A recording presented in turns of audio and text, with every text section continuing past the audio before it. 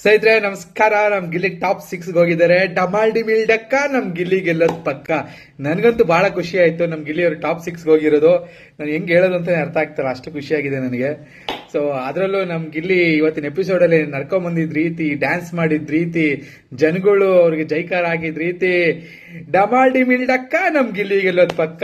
ಏನ್ರಿ ಫ್ಯಾನ್ಸ್ಗೆ ನಿಜವಲ್ಲೂ ಹ್ಯಾಟ್ಸಪ್ ಹೇಳ್ಬೇಕು. ಕರ್ನಾಟಕದ ಜನತೆ ಆಗ್ಲಿ, ಅಲ್ಲಿ ಬಂದಿರೋ ಫ್ಯಾನ್ಸ್ ಆಗ್ಲಿ, ಗಿಲ್ಲಿ ಎಷ್ಟು ಅವ್ರ ಮನಸ್ಸಲ್ಲಿ ಆಳವಾಗಿ ಇಳಿದಿದ್ದಾರೆ ಅನ್ನೋದಕ್ಕೆ ಇವತ್ತಿನ ಎಪಿಸೋಡ್ ಸಾಕ್ಷಿ.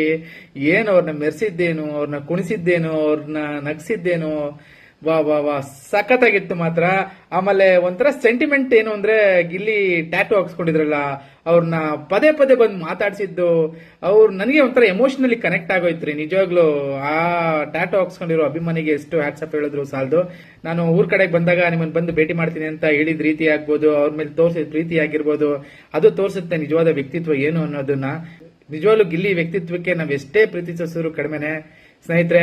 ನಿಜವಾಗ್ಲೂ ಗಿಲ್ಲಿ ಏನಾದ್ರೂ ಹೊರಗಡೆ ಬಂದ ಮೇಲೆ ಫೈನಲ್ ಗೆದ್ಕೊಂಡು ಅವ್ರನ್ನ ನಾವು ಇಡೀ ಕರ್ನಾಟಕದಲ್ಲಿ ಹೆಂಗೆ ಮೆರವಣಿಗೆ ಮಾಡ್ಬೇಕು, ಹೆಂಗೆ ಮೆರೆಸ್ಬೇಕಂದ್ರೆ ಗಿಲ್ಲಿ ಸೈಕಾಗಿ ಹೇಳ್ಬೇಕು, ಡಮಾಲ್ ಡಿಮಿಲ್ ಡಕ್ಕ ಈ ಜನರ ಮನ್ಸಿದ್ ಗೆದ್ದಿದ್ ಪಕ್ಕ ಅಂತ.